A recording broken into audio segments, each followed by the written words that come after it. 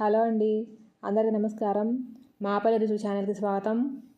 నవరాత్రుల్లో అమ్మవారికి ప్రసాదంగా నివేదించే నైవేద్యాల్లో కదమ్మ ప్రసాదం ఒకటి. ఈ ప్రసాదం మనం నవరాత్రులకు మాత్రమే ఇళ్లలో చేస్తాము. ఈ ప్రసాదం ఎక్కువగా విష్ణు ఆలయాల్లో ఉంటుంది. గుళ్ళో ప్రసాదం లాగా రావాలంటే రుచి ఖచ్చితంగా నెయ్యి తాలింపు వేసుకోవాలి. నేను ఎలా చేస్తాను, ఏమేమి తీసుకున్నాను చెప్తాను. ఒక గ్లాసు బియ్యం తీసుకున్నాను, నిండుగా కాకుండా తలకట్టుగా తీసుకున్నాను. బియ్యం ఏ గ్లాస్తో తీసుకున్నామో పప్పు కూడా అదే గ్లాస్తో తీసుకోవాలి. బియ్యం పప్పు రెండు సమానంగానే వేసుకోవచ్చు. నేను ఒక పావు వంతు తక్కువ వేస్తున్నాను. పెసరపప్పు ఒక వంతు తీసుకుంటే కందిపప్పు 2 వంతులు తీసుకోవాలి. అంటే పావు కప్పు పెసరపప్పు, అరకప్పు కందిపప్పు తీసుకున్నాను. పావు కప్పు అయింది కదా, ఫుల్ కప్పు బియ్యం తీసుకున్నాను. నేను అలా తీసుకున్నాను కొలతలో.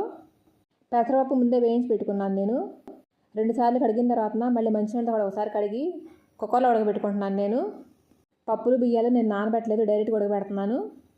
4 గ్లాసులు నీళ్ళు పోసి ఉడకబెడుతున్నాను. నేను ఇక్కడ 6 గ్లాసులైనా పోసుకోవచ్చు. కూరగాయ ముక్కలు ఉడకబెడతాం కదా, మళ్ళీ అందులో కూడా పోసుకుంటాం కదా నీళ్ళు. నేను అందుకని చెప్పి చూసి పోసుకోవచ్చు అని ఇక్కడ 4 గ్లాసులు పోసి ఉడకబెడుతున్నాను. కుక్కర్ మూత పెట్టేటప్పుడు రబ్బర్ సరిగ్గా ఉందా లేదా చూసుకుని పెట్టుకుని ఆవిరిపోయిన తర్వాత విజిల్ పెట్టుకోవాలి. అలా విజిల్ పెట్టిన తర్వాత 5-6 విజిల్స్ రానివ్వాలి. ఈ లోపుగా కూరగాయలు ఏమేమి తీసుకున్నానో చెప్తాను.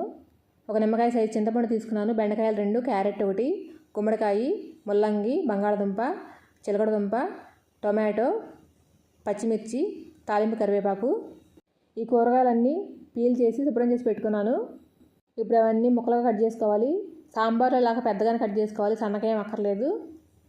వీటిని కూడా కుక్కర్లో పెట్టి ఉడకబెట్టుకోవాలి, మెత్తగా అయిపోతాయి. ఇక్కడ ఉల్లి వెల్లుల్లి వాడట్లేదండి, అందుకే నేను పచ్చిమిర్చి ఒకటే తీసుకున్నాను. దేవుడికి నైవేద్యంగా పెట్టినప్పుడు ఉల్లి వెల్లుల్లి వాడకూడదు. కట్ చేసుకున్న కూరగాయలన్నీ ఇప్పుడు కుక్కర్లో వేసి ఉడకబెట్టుకోవాలి. కూరగాయ ముక్కల్లో కొంచెం నూనె, పసుపు, వాటర్ పోసుకోవాలి. 1 గ్లాస్ వాటర్ సరిపోతాయి కూరగాయ ముక్కలు ఉడకడానికి. 3 విజిల్స్ వచ్చేంత వరకు ఉడికించుకోవాలి. ఈ ప్రసాదం తయారు చేయడానికి ఎక్కువగా దుంపలను ఉపయోగిస్తారని విన్నాను. నేను కూడా అలానే చేశాను. దేవుడికి నైవేద్యంగా పెట్టాలి కాబట్టి ఎలా చేయాలో అలానే చేశాను నేను. ఉల్లి వెల్లుల్లి కాకుండా మిగతా కూరగాయలు వేసుకోవచ్చు అంటే అది మీ ఇష్టం అండి. నేనైతే ఇలానే చేస్తారని విన్నాను, అలానే చేశాను. అన్నం పప్పు ఉడికిపోయింది, మరో పక్కన కూరగాయలు కూడా ఉడికిపోయినాయి. చింతపండు కూడా నానబెట్టి పులుసు తీసి పెట్టుకున్నాను పక్కన. చూస్తున్నారు కదా, అన్నం పప్పు బాగా ఉడికిపోయింది, మెత్తగా అయిపోవాలి. ఇది ఇప్పుడు పక్కన పెట్టేసుకుని కూరగాయ ముక్కలు ఉడకబెట్టాం కదా, వేడి పూర్తిగా తగ్గిన తర్వాత విజిల్ తీసి మూత ఓపెన్ చేసుకోవాలి. ఇవి కూడా బాగా ఉడికిపోయినాయి, చక్కగా మెత్తగా అయిపోవాలి. పట్టుకుంటే అలా ఉడికిపోవాలి. 2 కలిపి ఉడకబెట్టుకోవాలి కాబట్టి నేను వేరే గిన్నెలో వేసుకుంటున్నాను. కూరగాయ ముక్కలు కంప్లీట్గా ఉడికిపోయినాయి. చింతపండు ఉడకలేదు కాబట్టి ఇప్పుడు పులుసు పోసుకుని ఉడకబెట్టుకోవాలి. పులుసు పోసుకున్న తర్వాత ఉప్పు, కారం, సాంబార్ పొడి వేసుకుని ఉడకబెట్టుకోవాలి. ఉప్పు వచ్చి 1.5 స్పూన్ వేసాను, కారం 1 స్పూన్ వేసాను, సాంబార్ పొడి వేస్తాం కదా. ముందు కొంచెం పసుపు కూడా వేసాను.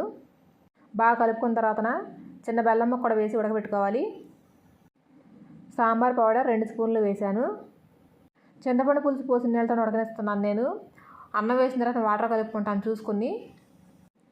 చింతపండు పులుసు పచ్చివాసన పోయేదాకా ఉడికించుకోవాలి. బాగా ఉడికిన తర్వాత పప్పు అన్నం ఉడికించుకున్నాం కదా, అది వేసుకోవాలి. పప్పు అన్నం వేసి బాగా కలుపుకున్న తర్వాత వాటర్ సరిపోయింది లేని చూసుకుని మళ్ళీ కలుపుకోవచ్చు. ఇక్కడ వాటర్ కలిపినప్పుడు వేడి నీళ్ళు పోసుకోవాలి, చన్నీళ్ళు కలపకూడదు. చన్నీళ్ళు కలుపుకుంటే త్వరగా ముద్దలాగా అయిపోతుంది, గట్టిపడిపోతుంది. వేడి నీళ్ళు కలుపుకోవాలి. ఇలా పప్పు అన్నం వేసుకున్న తర్వాత బాగా కలుపుకోవాలి. నేను పప్పు గుత్తి మెదపట్లేదు, ఇక్కడ మామూలుగా గరిటతోనే స్మాష్ చేసుకుంటున్నాను. దేవుడికి నైవేద్యంగా పెట్టినప్పుడు ఉప్పు కారాలు చూడం కాబట్టి కొంచెం పులుపు తగ్గించి వేసుకోండి. నైవేద్యం పెట్టిన తర్వాత సరిపోకపోతే ఉప్పు చూసుకుని అది నిమ్మకాయని పిండుకోవచ్చు, అడ్జస్ట్ చేసుకోవచ్చు. ముందే వేసుకోవద్దు ఎక్కువ. లాస్ట్లో కొంచెం కొత్తిమీర ఉంటే కొత్తిమీర వేసుకోండి, సరిపోతుంది. అయిపోయింది, దగ్గరకు వచ్చేసింది. నేను తాలింపు వేసుకుంటాను ఇంకా పక్కన పెట్టుకుని. పప్పు ఉడకబెట్టేటప్పుడు కొంచెం నూనె వేసాను నేను. ఆ ప్లేస్లో నూనె బదులు నెయ్యి కూడా వేసుకోవచ్చు. నేను నూనె పోసాను. తాలింపు మాత్రం ఖచ్చితంగా నెయ్యితోనే వేసుకోవాలి, అప్పుడే బాగుంటుంది టేస్ట్. ఇప్పుడు తాలింపుకి గిన్నె పెట్టుకుని వేడైన తర్వాత నెయ్యి వేసుకున్నాను. నెయ్యి కొంచెం వేడైన తర్వాత ఆవాలు, మినపప్పు, పచ్చెనగపప్పు, జీలకర్ర, ఎండుమిర్చి వేసి వేయించుకోవాలి. వేగిపోయిన తర్వాత కొంచెం మెంతి పొడి, పసుపు, ఇంగువ, కరివేపాకు లాస్ట్లో వేసుకుని వేయించుకోవాలి. తాలింపు చక్కగా మంచి కలర్లోకి వచ్చేంతవరకు వేగిన తర్వాత మనం తీసుకెళ్ళి తాలింపుని ఆ పప్పన్నంలో కలుపుకోవాలి. తాలింపుని పప్పన్నంలో వేసిన తర్వాత 1 నిమిషం పాటు ఉడికించుకుంటే సరిపోతుంది. నైవేద్యంగా సమర్పించే కదమ్మ ప్రసాదం రెడీ అయిపోయింది. నాకు తెలిసిన పద్ధతిలో చేశాను నేను. చాలా బాగా కుదిరింది. తెలియని వాళ్ళు ఎవరైనా ఉంటే తప్పకుండా ట్రై చేయండి. వీడియో నచ్చితే లైక్ చేయండి, షేర్ చేయండి. మా పల్లె రుచులు ఛానల్ని సబ్స్క్రైబ్ చేయండి. నా దగ్గర కొత్తిమీర లేదు, కొత్తిమీర ఉంటే కొత్తిమీర వేసుకోండి, ఇంకొంచెం కలర్ఫుల్గా కనిపిస్తుంది. నేను ఇప్పుడు సపరేట్ బౌల్లోకి తీసుకుంటున్నాను. నైవేద్యంగా సమర్పించినప్పుడు పైన కొంచెం నెయ్యి వేసుకుంటే బాగుంటుంది. నేను ఈ వీడియో కోసం చేశాను కాబట్టి వేయలేదు. గుమగుమలాడే టేస్టీగా ఉండే కదమ్మ ప్రసాదం రెడీ.